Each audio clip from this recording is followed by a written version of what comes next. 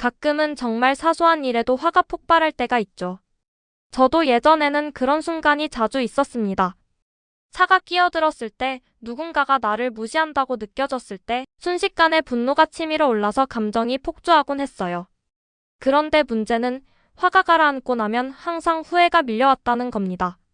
왜 그렇게까지 했을까? 내가 왜 그 말을 했을까?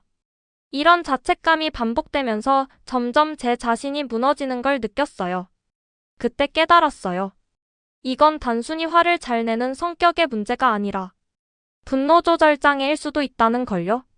오늘은 제가 직접 공부하고 전문가들의 도움을 받으며 배운 분노 조절 장애의 원인과 치료 방법을 여러분과 나누려고 합니다. 분노 조절 장애는 감정을 적절히 통제하지 못하고 작은 자극에도 폭발적으로 반응하는 상태를 말합니다. 의학적으로는 간헐적 폭발 장애라고 부르죠. 이건 단순히 짜증이 많은 성격이나 감정 표현이 솔직한 사람과는 달라요.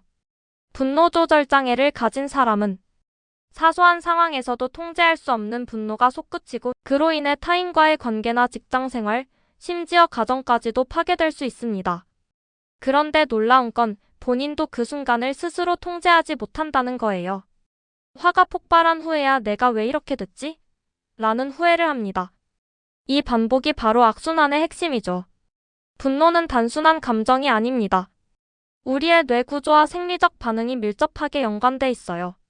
특히 편도체라는 뇌 부위는 위협을 감지하면 즉시 싸우거나 도망쳐라는 반응을 유발합니다.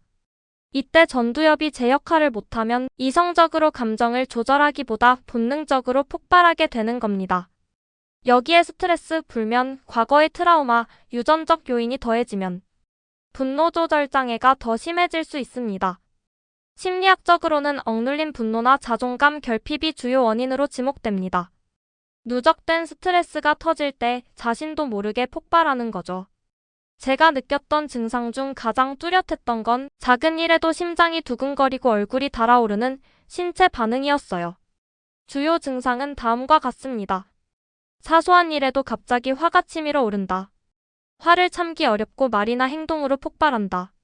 감정이 가라앉은 후 후회나 죄책감을 느낀다. 분노를 표현하지 못하면 불안이나 우울이 찾아온다.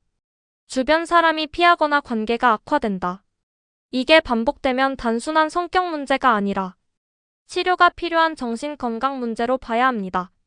가장 효과적인 치료법 중 하나가 인지행동 치료입니다. 이건 쉽게 말하면 생각을 바꾸는 훈련이에요. 분노가 폭발하기 전 우리는 보통 상황, 자동적 생각, 감정, 행동의 순서를 거칩니다. 예를 들어 누군가가 나를 무시했다고 느꼈을 때 저 사람은 날 깔보고 있어라는 생각이 떠오르면 그 즉시 분노로 이어지죠.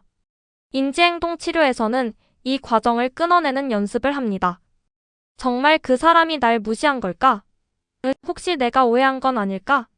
이렇게 한 걸음 물러서서 상황을 재해석하는 연습이죠. 처음엔 어렵지만 꾸준히 하면 감정의 폭발 빈도가 줄고 통제력이 생깁니다.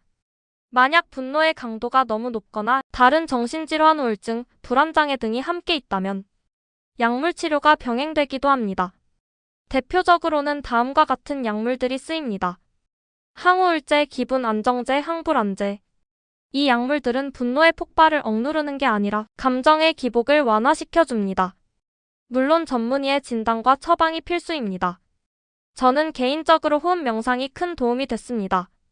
분노는 순간적인 신체 반응이기 때문에 호흡을 조절하면 감정을 제어할 수 있습니다.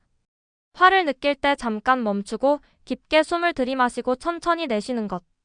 이 단순한 행동 하나로도 뇌의 흥분 상태를 진정시킬 수 있어요. 매일 10분씩 명상이나 요가를 하는 것도 좋습니다. 이건 단순한 마음 수양이 아니라 뇌의 편도체 반응을 실제로 약화시키는 과학적인 방법이기도 합니다. 혼자 감정을 다스리는 게 어렵다면 전문 상담사와의 심리치료를 권합니다. 상담에서는 분노가 시작되는 패턴을 분석하고 어떤 상황에서 내가 취약해지는지를 함께 찾아갑니다. 또한 그룹 치료도 큰 도움이 됩니다. 비슷한 문제를 겪는 사람들과의 대화를 통해 나만 그런 게 아니구나 하는 안도감과 서로의 경험을 통해 통제 전략을 배울 수 있습니다. 분노 조절 장애는 단순히 정신적 문제만이 아닙니다.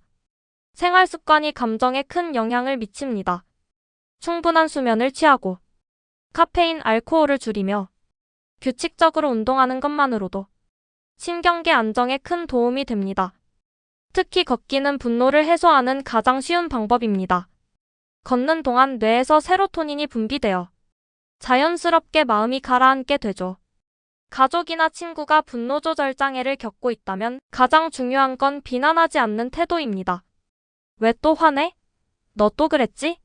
이런 말은 상대의 방어 본능을 자극해서 상황을 악화시킬 뿐이에요. 대신 요즘 힘들어 보여 같이 이야기해볼까? 처럼 공감적 언어로 다가가는 것이 좋습니다. 분노를 조절하는 건 감정을 억누르는 게 아닙니다. 내가 왜 화가 나는지를 이해하고 다스리는 과정이에요. 저 역시 완벽하게 분노를 통제하는 사람은 아닙니다. 하지만 예전처럼 폭발적으로 반응하지 않게 됐어요. 그건 내 감정의 주인이 되기 위한 작은 연습을 매일 하고 있기 때문이죠. 분노는 누구에게나 있습니다. 다만 그걸 어떻게 다루느냐에 따라 삶의 질이 완전히 달라집니다. 혹시 지금 분노로 인해 힘들다면 혼자가 아니라는 걸 꼭 기억하세요. 치료할 수 있고 충분히 나아질 수 있습니다.